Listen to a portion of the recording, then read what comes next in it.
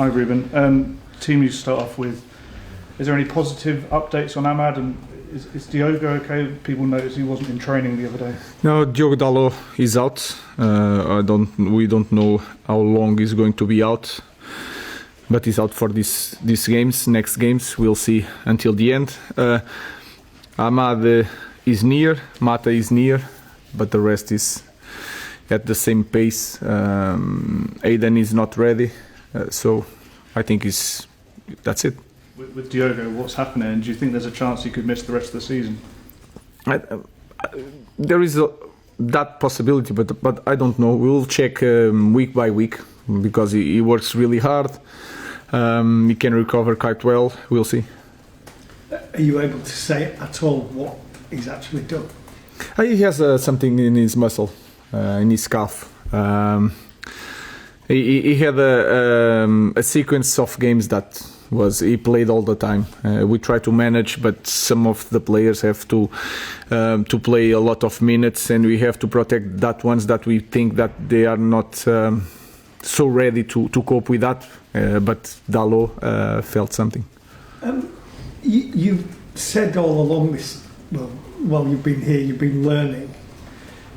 We all know that the most important games now are the 2 games against Bilbao. So what will you learn from Bournemouth away? So the focus is that we have to face it, and that we need to have that feeling that every game here is important, and we have to win every game, because that is a feeling that is really important not to lose. But of course you can see the context. But I think we are going to face this game with the best team, because we had a full week to prepare. Some of the players didn't play against Wolverhampton, so sometimes if you recover so much the players is a bad thing. So I will try to manage everything to win this game and to prepare the next one. The window's nearly here.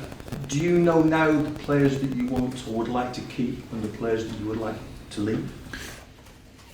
Yeah, you can say. I could say that. Of course, this is a conversation for the end of the week, but I have an idea that is clear, because we have to do things early, but things can change until the end of the season.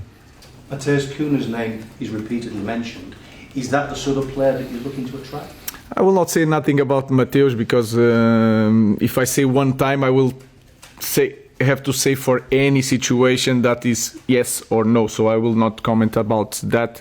We are focused on this season. We have even the way we are going to prepare the next season could change in these games. So it's hard to predict what is going to happen in the future. Are you finding it as easy to attract players as you thought you would? Because you may not have Champions League football, your league position doesn't look good. So how big an attraction are you?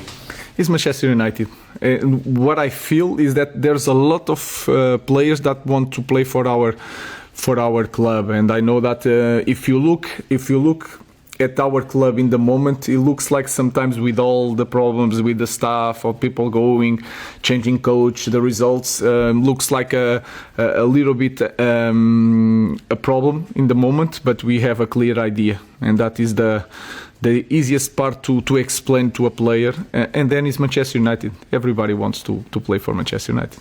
Ruben, you hinted a moment ago there that your mind is made up on certain people with regards to what happens next in the future. Have they still got time in these remaining games to change your mind? Everything can happen. I think Casemiro is the best example. He was a player that he wasn't playing, and then you see the last games he's having a part, and he's performing quite well, and he's playing all the time. So I'm not that kind of coach that don't change. I like to change my mind. If they change my mind, I'm really happy with that. I just want to win and to put the best players in our team. Obviously, you faced Bournemouth already. When you look at the challenge this weekend, considering the matches you've got coming against Athletic Club as well, how big a challenge is this for the team to get through on Sunday? It's massive, because it's one team that presses a lot.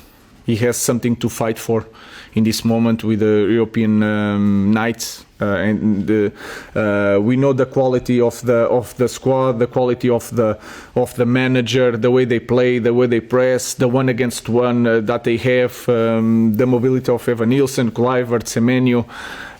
So it's going to be a really tough match, and we have to be really focused on this game, because here every game is really important, and we need to win games in Premier League. But of course, in certain details, we have to focus not just in this game, but also in the next one. Thank you. Yeah, I was just going to ask about the focus of the players in the Premier League, because where the position you find yourself, you still have a chance to finish in the top half of the table. But how do you keep the players distracted away from the two big games in Europe?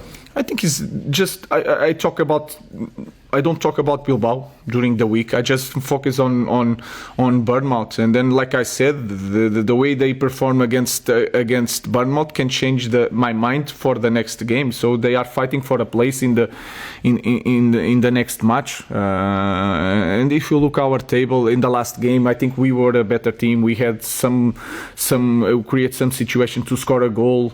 Was tough to deal with that loss. So we need to win. That's all.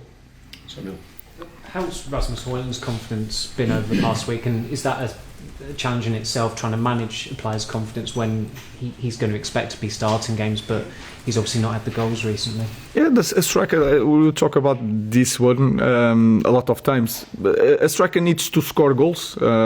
We try to help him. He's trying really hard. And sometimes you want some things really bad, and this is worst. But I show him in all the team. He's so much better in connection. In 1-against-1, he create one situations against Wolverhampton that he is improving in the small things, and he needs to focus on that. The goal will appear. So we try to explain how to improve. Mike. With Marcus Rashford and the way he's playing, but when his loan runs out, do you expect him back here for pre-season?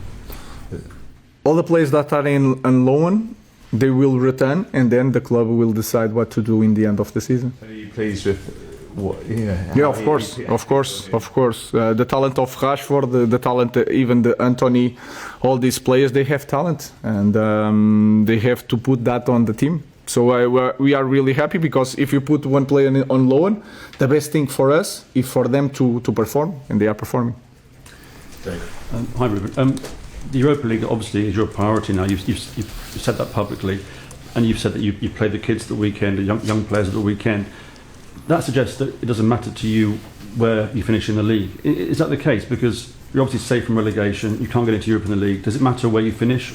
No, it matters a lot. What I'm saying is that with our current squad, you have to take a risk and to choose a priority. It's impossible. I want to put the best players, not the best players, the best starting 11 in every game. And sometimes it's so hard for me to take a risk in the Premier League, because sometimes the games in Premier League are tougher than Europa League. But in this moment, we have to make choices. And I also want to protect the young players. I don't want to put like everybody together in the same game that in a way that they cannot perform. I just trying to choose the best thing to help the club. The most important thing is the club in this moment, and I'm trying to cope with everything. Last question in this section, Rob.